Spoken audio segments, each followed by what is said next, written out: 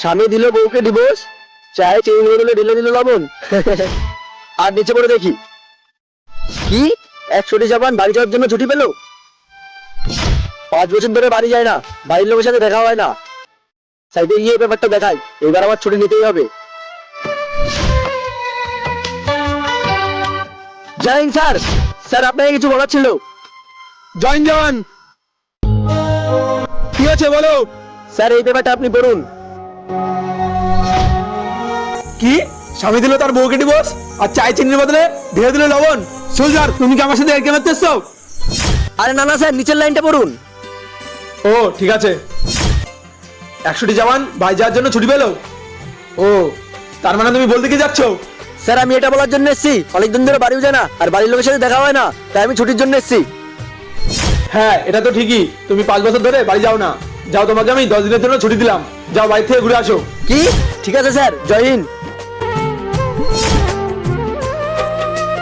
যাক, অনেকদিন পর ছুটিটা পেলাম, ভালো হলো, পরিবারের সাথে দেখা হবে। জয় হিন্দ স্যার। মেজর নিলয়, কালো পাহাড়ে একটা আতঙ্কবাদী ঢুকে পড়েছে। আর কালো পাহাড়ের কথা তোমার থেকে কেউ ভালো জানে না, কিন্তু তুমি তো বাড়িতে ছুটিতে যাচ্ছিলে। স্যার বাড়ি যাচ্ছিলাম, কিন্তু এখন আর না, এখন ওই আতঙ্কবাদীকে মেরেই বাড়ি যাবো।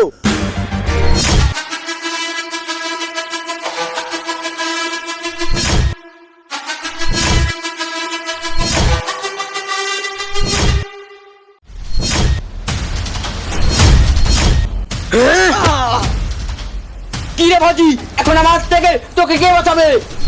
আর আতঙ্কবাদী, তুই হয়তো জানিস না আমার পোস্টিং এই কালো পাহাড়ে হয়েছিল, আর এই কালো পাহাড়ের ব্যাপারে আমার থেকে কেউ বেশি জানে না, আর তুই আমাকে মারবি এটা কোনোদিনও সম্ভব না। ভাজি, তুই আমার থেকে বাঁচবি না।